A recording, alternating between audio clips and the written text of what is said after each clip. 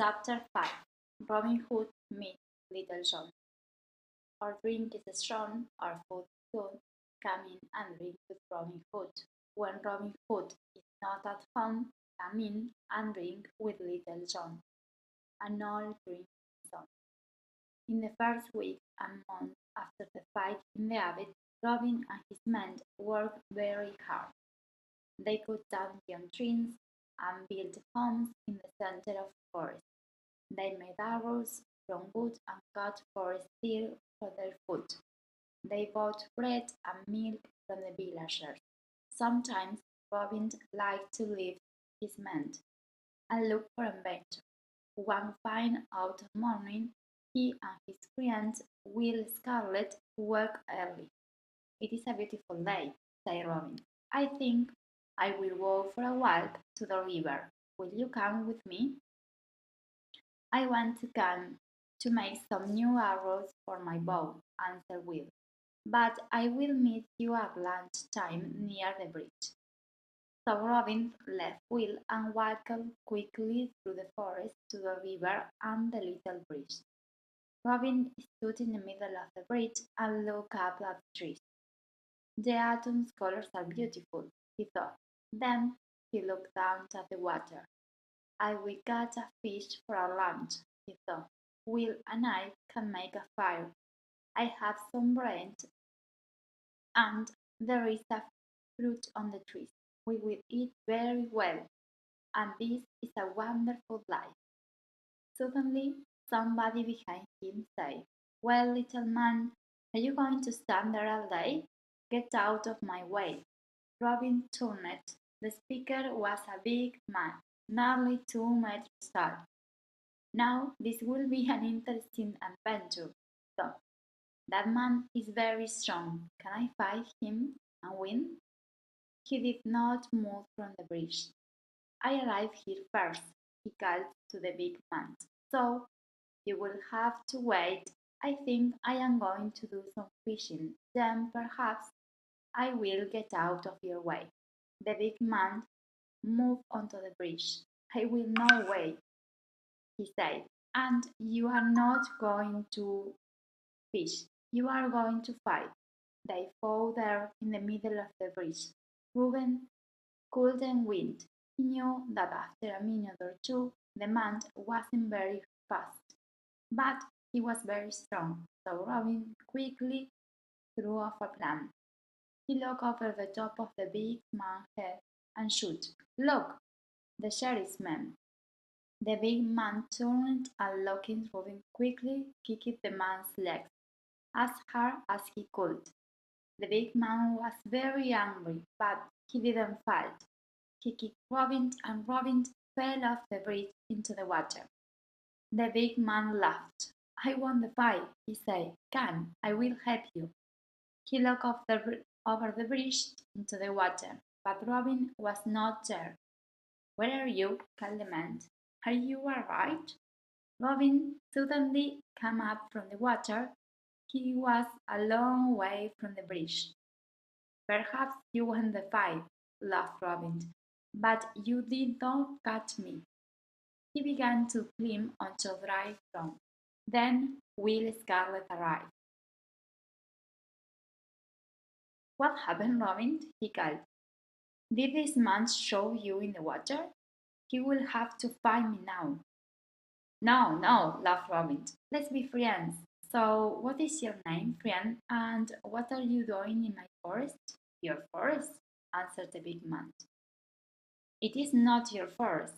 I came here to find brave Robin Hood, but first I think I will throw you in the river again." "Friend," said Robin, "you found Robin Hood and threw him in the water. Please don't do it again." "What, are you really Robin Hood?" asked the man. "I am very happy about that. My name is John Little, and I want to be one of your men." Robin laughed. "Little is a good name for you, because you are very small, only the size of a small tree.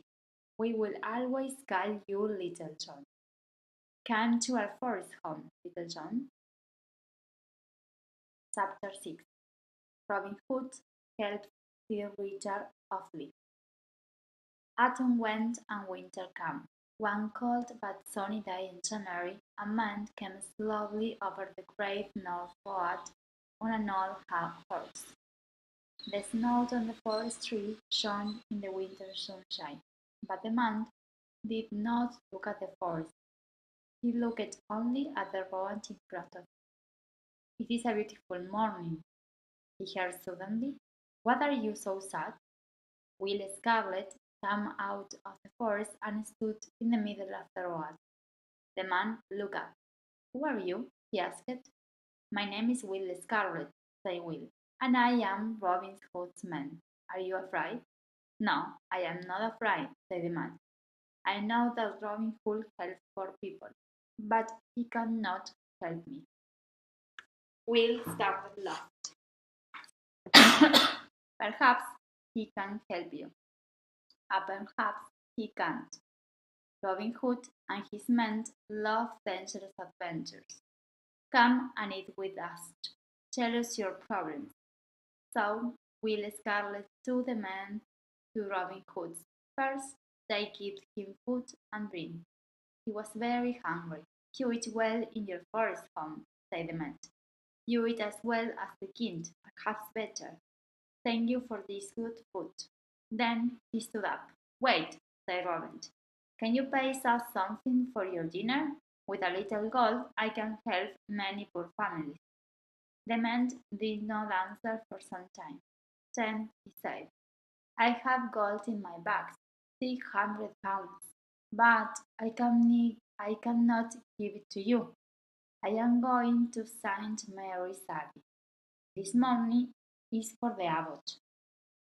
"That is a lot of money," said Will, "and the church has too much gold." "That is my problem," said the man. "The abbot wants more, 500 pounds more, and I cannot pay him this year. Perhaps he will wait another year, but I think no. I think that he will ask for my lands and my home too." "Yes," said Robin, "the abbot is a greedy man. Tell us your name, friend, and tell us your story too. Perhaps we can help." So the man told his story. His name was Richard of Lee, and his son killed a man in a fight. The man died, and the sheriff of Nottingham's men took the boy away. "And the sheriff," said Robin, "another greedy man, did he ask for money?" "You know him well," answered Richard of Lee. "He said, 'Pay me 1,000 pounds, or your son will die.' I am not a rich man, but the abbots of St. Mary's pay the money for me. This happened last year. Now I have to pay the abbot. He wants 1,100 pounds, and I can only give him 600. Robin laughed. "I can give you the money, but first let's try something. Perhaps the good abbot is not a bad man. Tell him that you do not have the money. Ask him to help you. Ask him to wait another year." Then Robin turned to his man. "Who will go with this man and listen to the abbot's answer?" "I will go with him," said Little John. "I am ready for an adventure." Chapter 7. Sir Richard pays the abbot. At 12 o'clock the next day, the abbot of St. Mary's was in his great dining room. On the table there were bags of gold. He went to the window and looked out. "Sir Richard of Lee is here at the right time, I see," he thought, "but his clothes are poor and his horse is old. Good. I think my friend the sheriff is right. Sir Richard cannot pay me 1,100 pounds, so this evening I will be the lord of his house and his lands." A few minutes later, Sir Richard and Little John came into the room. "Well," said the abbot, "you are here at the right time. Do you have my money?" "Mr. Lord Abbot," said Richard began, "you are a churchman. I hope you will be kind next year." "Stop!" shouted the abbot. Do not ask me for more time. I want my money now. Pay me the £1,100, or your house and lands will be mowed this evening. Sir Richard then put his bags of gold in the abbot's table. Here are £300, my lord, he said quietly. There is 100 in its bag. It is a lot of money for me.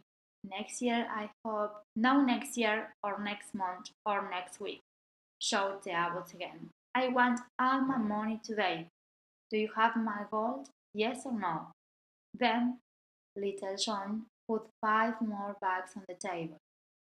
Here you are, my lord, he said. 500 more pounds. This good man and his family will sleep in their home tonight. The abbot looked at the moment, then he looked at little John. The abbot's face was very red. He opened his mouth and then closed it again. What could he say? Later, in the forest, little John told the story to Robin Hood and the other men. The abbot's face was wonderful, said little John. He was angry, but he had to take the money. They laughed for a long time, but then Robin said, this was a fine adventure, but the abbot will tell the sheriff, and the sheriff will also be angry. They are dangerous men. The Richard has to be careful. Chapter 8. Lady Marian and the Sheriff of Nottingham. Every year in summer, Marian's father had a great party. Lords and ladies and the people from the village came. They ate and drank. This year, the sheriff of Nottingham came too. With 50 of his men, he watched Marian carefully. She's very beautiful, he said, he thought, and Robin Hood loved her. I know he will come today. Then my men can catch him. The music started and people began to dance. A man went to Marian and spoke to her. She smiled and gave him her hand. The sheriff stood up and called loudly to his men. That's him! That's Robin Hood! Take him! The sheriff's men took out their swords and moved through the dancer. Suddenly, 10 of the dancers ran for their swords too. They were, of course, Robin's men, and a great fight began. Robin's men were better fighters than the sheriffs. Marian wanted to fight too, but her father stopped her. Marian, what are you doing? Bow down to that sword. I am sorry about Robin. No other man will marry you. You are only interested in fighting. The sheriff heard Marian's father and smiled. Lady Marian is really very lovely, he thought. Her father wants to find another husband for her. But I will marry her. Then she will help me to find Robin Hood. Chapter 9. The Sheriff's Visit. The next day, the sheriff arrived at London Fitzwalter's house with 20 horsemen. Lord Fitzwater watched them through a window. He was not happy. He wants to talk about yesterday's fight, he said to his daughter, and you nearly fought too. Please, go to your room. I will speak to him. I do not want to speak to the sheriff, father, said Marian, but I will listen behind the door. Marian left the room, and a minute later the sheriff walked in. My lord sheriff, began Lord Fitzwalter, I am sorry about the fight yesterday, but your men. No, no, I do not want to talk about that, said the sheriff. He put his hand on Lord Fitzwalter's arm and smiled. I am to speak to you about your daughter, the Lady Marian. Ah, Marian, said Lord Fitzwater unhappily. Marian is a good girl, but she does not always listen to me. Perhaps one day a husband will. Ah, yes, said the sheriff and smiled. Well, I am looking for a wife, and I would like to marry your daughter. I like a strong woman, and Marian is also very beautiful. I will be a good husband. I have lands, money, and important friends. My lord, what can I say? Said Marian's father. He was now very unhappy. Maria wanted to marry Robin and no other man. He knew that. You are very kind. I will try to Marian, but I will come back tomorrow, said the sheriff. Remember, Prince John is my very good friend. He can be your friend too. Think carefully. That evening, Marian and her father talked for a long time about Robin, the sheriff, and Prince John. Marian, why don't you marry the sheriff? Said her father. He is rich and important, and he is a friend of Prince John, and I am afraid of the prince. Please marry the sheriff, and forget Robin Fishburne.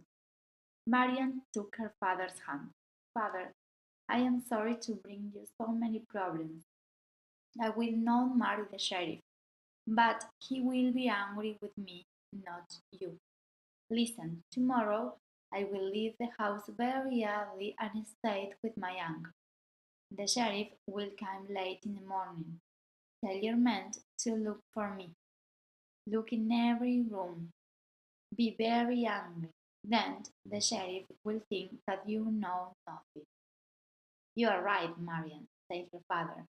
You will have to marry the sheriff or live here. Go to my brother's house. But who will go with you? Cuthbert Shook is staying here tonight, answered Marian. He will help me. That fat churchman, said her father. He is a strange friar. He fights too well for a churchman. People say that the abbot of St. Mary's hates him.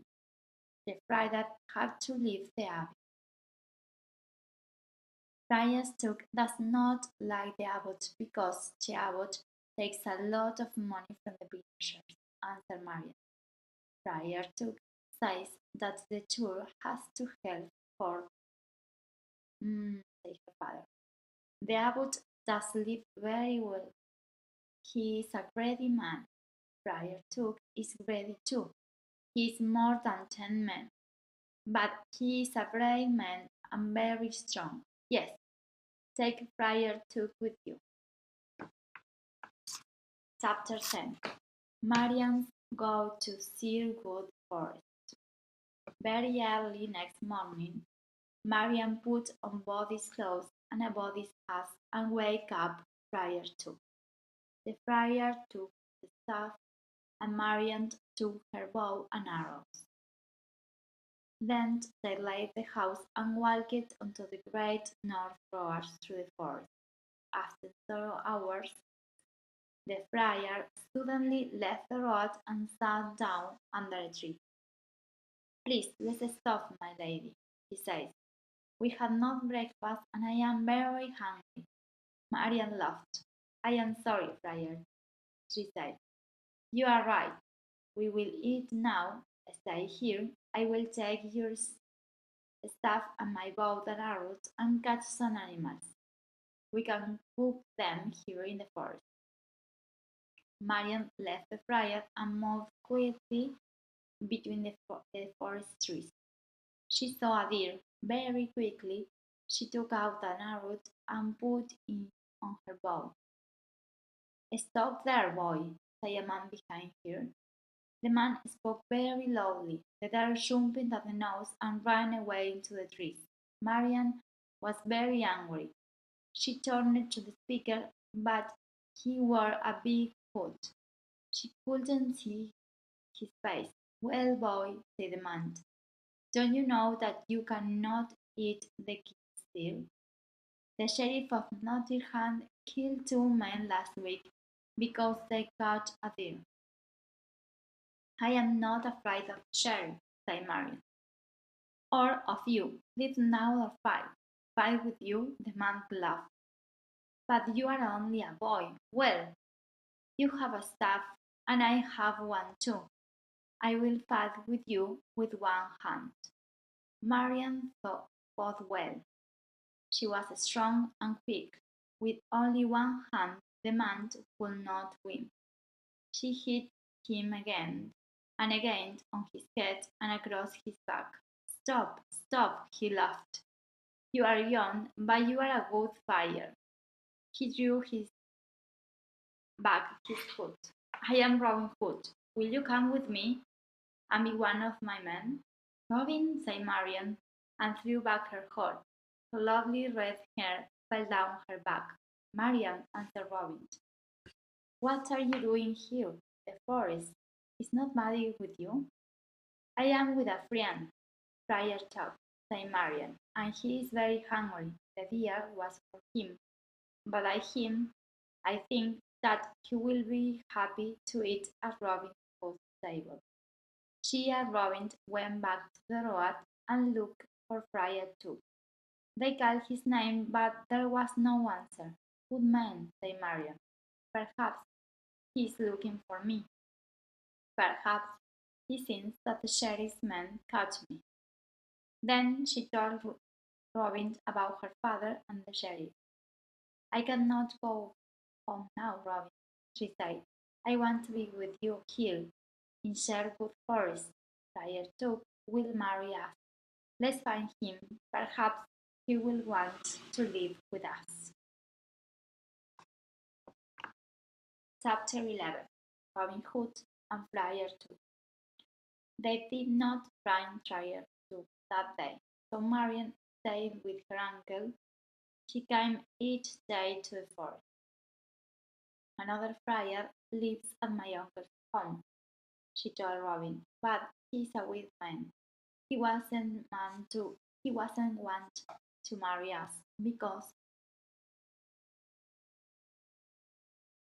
he is afraid and the sheriffs will find me at my uncle's house. Oh, where is Friar Tuck? Then one day, about a month after the fight between Marian and Robin, Will Scarlet told them an interesting story. People in the village of Riverdale are talking about a fight friar. He said, they say he came to the village last month. Now he lives near the river. For one penny, he will take people across the river in his boat. When poor people cannot pay, he carries them across on his back. People say he loves good food and a good fight. He is a very strange friar, I think. And I think that man is Friar Tuck, laughed Marian. Robin, please go to Riverdale and bring him back with you. Robin and Will Scarlet walked with Marian to her uncle's house and then went back through the forest to the village of Riverdale. Wait here, Will, said Robin. Marian says the friar is a strong man and very brave. I'd like to try. Robin then walked to the river and looked across it. He saw the friar's little house and his boat. Good friar, he called. Where are you? Will you take me in your boat? I have some money and I can pay you well. Friar Tuck came out of the house and got into the boat. He came quickly across the river. Show me your money first, said the friar, then you can get in. He jumped from the boat to dry ground and held out his hand. Robin gave him a penny and walked to the boat, but he didn't get in. He pushed the boat and it moved slowly away down the river. You stupid man, what are you doing? Shouted Friar Tuck. Robin took out his sword. Now we have no boat, Friar said. Carry me across the river on your back and perhaps I will not kill you. The friar said nothing. He looked at Robin's horse and then walked into the water. Robin climbed into his bounds, and they went slowly to the middle of the river. Then the friar suddenly stopped, stood out, and threw Robin in the water. Friar Tuck could swim more quickly than Robin. He got out of the river and called, "Come here, friend, and fight with me. I do not have a sword because I am a churchman, and I can kill a man with my two hands." Then Will Scarlet came out of the forest with 10 of Robin's men. "Robin, are you hurt?" he called. Robin climbed out of the river. "What are you going to do now, Friar?" said Robin. "Will you fight us?" Friar Tuck did not answer him. He called loudly, "Hunter, Peter, hear my voice." Then two great dogs came out of the forest. "My two dogs and I are ready to fight you," said Friar Tuck. "But tell me first, are you Robin Hood?" "I am," said Robin. "Lady Marian sent me. She is right. You are a good fighter. Will we come and live in the forest? Will, will you be our friar?" The next day, Friar Tuck married Robin and Marian in the little church of Riverdale. Then he left his house by the river. Now he was one of Robin's men.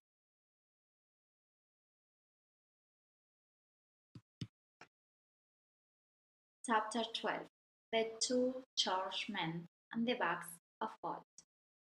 Another winter came and went.